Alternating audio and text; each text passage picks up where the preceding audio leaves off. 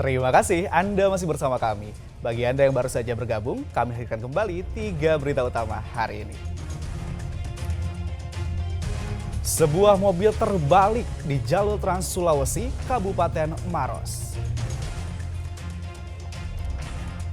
Diduga panik lantaran kepergok berduaan dengan wanita lain di dalam mobil, anggota polisi di Kota Makassar tega menyeret istrinya sejauh 10 meter.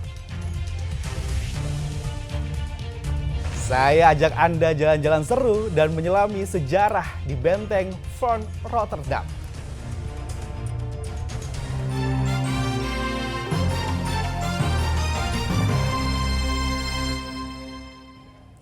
Pencarian terhadap Jumadi, nelayan asal Kabupaten Baru, diperluas hingga Kabupaten Pinrang.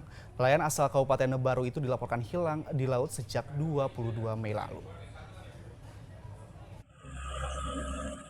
Setelah melakukan pencarian selama 5 hari di pesisir Kabupaten Baru, tim SAR gabungan Selasa lalu memperluas pencarian terhadap Jumadi, nelayan yang dinyatakan hilang hingga ke pesisir Kabupaten Pinrang. Jumadi, nelayan asal Kabupaten Baru dinyatakan hilang pada 22 Mei lalu saat memancing di perairan Kabupaten Baru.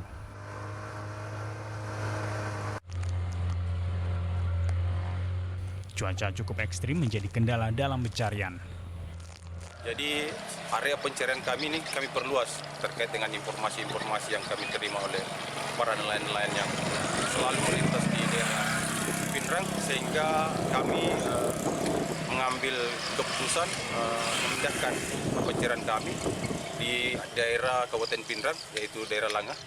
Terus kami berkoordinasi dengan pemerintah daerah, dalam hal ini BPBD Kabupaten Pinrang, untuk menindaklanjuti terkait informasi-informasi yang berkembang.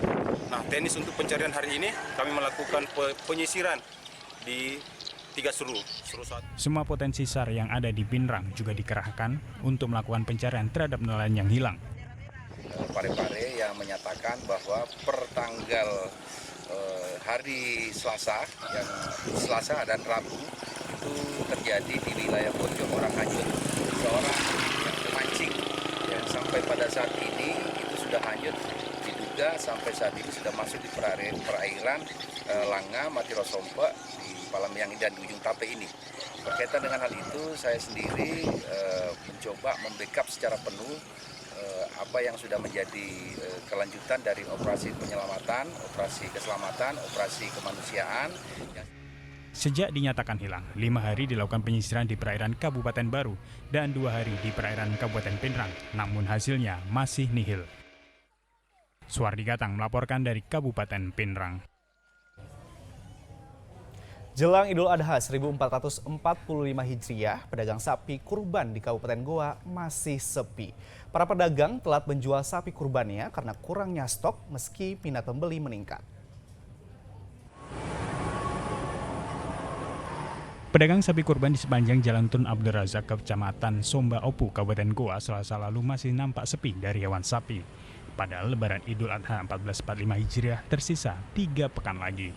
Para pedagang telat menjual hewan kurban lantaran kurangnya stok sapi meski minat pembeli meningkat. Di tahun ini harga sapi kurban dijual mulai harga Rp12.500.000 untuk ukuran 60 kg. Sementara untuk harga tertinggi dijual Rp40 juta untuk ukuran 250 kg. Penjual sapi kurban heran kurangnya stok sapi kurban untuk tahun ini. Ia juga mengaku tak mengetahui penyebab langkanya sapi kurban.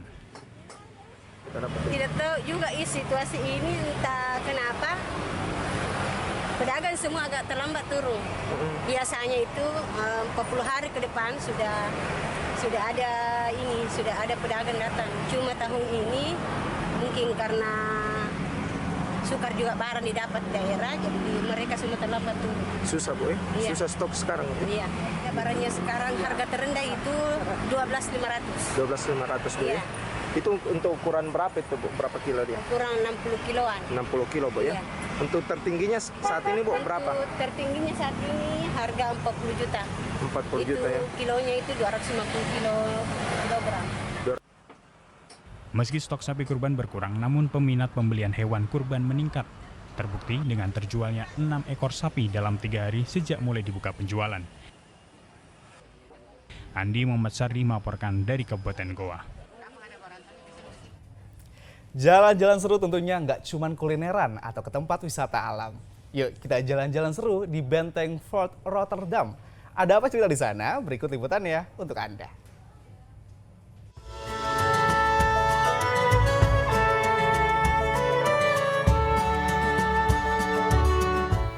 Bangunan besar di kota Makassar ini bernama Fort Rotterdam. Dari unsur namanya, pasti banyak mengira bangunan ini ada sejak zaman penjajahan Belanda. Tapi apakah benar? Yuk diskusi langsung bersama sejarawan.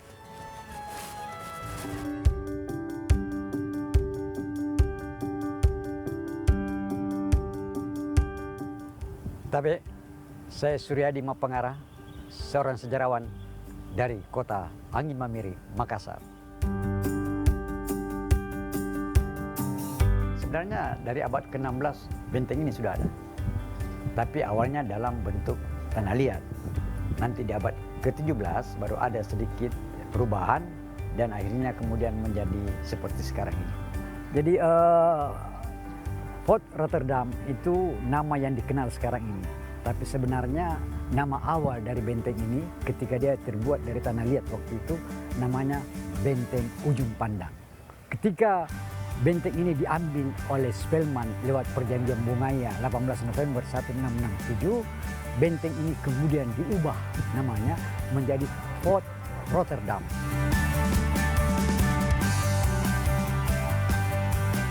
Jadi ketika orang Portugis menduduki kerajaan Melaka 1511 sampai 1641 itu beras dari Portugis itu datang dari kerajaan Goa dan Talo.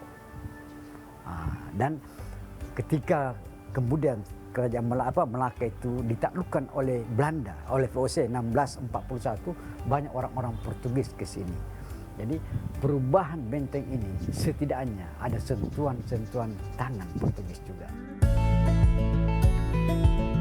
Berarti Pak, bangunan ini ada unsur dari pembangunan sejak zaman kerajaan Goa, kemudian kedatangan Portugis, kemudian juga dengan ditambahkan unsur-unsur bangunan khas Belanda VOC gitu ya Pak ya? Ya.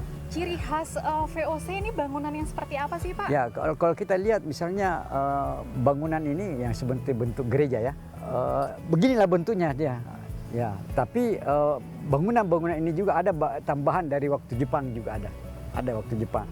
Jadi karena tempat ini bukan hanya sebagai benteng pertahanan dan juga tempat administrasi oleh VOC, tapi seiring perkembangan waktu maka benteng-benteng ini juga pernah dijadikan sebagai markas ya, dan juga tempat penelitian di masa lalu, terutama pada waktu Jepang. Ada sebuah tempat di mana pahlawan nasional kita, Pangeran Diponegoro, ya kurang lebih 21 tahun ya di penjara, yaitu dalam benteng ini juga. Setelah Pangeran Diponegoro ditangkap dan untuk menghilangkan pengaruhnya, maka dia diasingkan ke Manado. Tapi di Manado juga Pangeran Diponegoro punya karisma yang luar biasa dan Belanda sangat khawatir akan mempengaruhi orang di sana. Akhirnya diputuskan untuk memindahkan dia ke Makassar. Dan karena khawatir pergerakan Pangeran Diponegoro ini, akhirnya dicarikan tempat yang sangat sesuai dan juga yang dianggap mapan untuk Pangeran Diponegoro tidak bisa berbuat apa-apa, maka dia ditempatkan di dalam benteng Rotterdam. Baik, kalau Anda berkunjung ke Museum Lagaligo yang berada dalam benteng Rotterdam, Anda akan melihat sejarah perjalanan kebudayaan dan peradaban yang ada di Sulawesi Selatan. Ya, Anda bisa melihat bagaimana di zaman Paleolitik, ya, Mesolitik, dan Neolitik. Dan juga Anda akan melihat bagaimana perkembangan aksara mungkin yang kita lihat dengan contoh-contoh tertentu. Misalnya kita melihat beberapa aksara lontar. Jadi benteng ini bisa menggambarkan sesuatu yang indah tentang Sulawesi Selatan, terutama sejarah kebudayaannya dan juga peradabannya. Ya, jadi kita kalau melihat ya, denah dari benteng ini ya, misalnya, itu memang seperti penyu dia. Jadi kan kita tahu penyu itu bisa hidup di darat dan bisa hidup di laut. Di orang Bugis Makassar, ya, terutama ke orang Makassar yang membangun benteng ini, itu dia jaya di laut dan juga dia jaya di darat. Nah, sekarang kita tahu nih bahwasanya bangunan Fort Rotterdam ini bukan hanya peninggalan saat zaman penjajahan Belanda saja, tapi saat ini jadi benteng satu-satunya peninggalan sejak zaman Kerajaan Goa. Afrin Meriana, Sony Harun melaporkan dari Makassar, Sulawesi Selatan.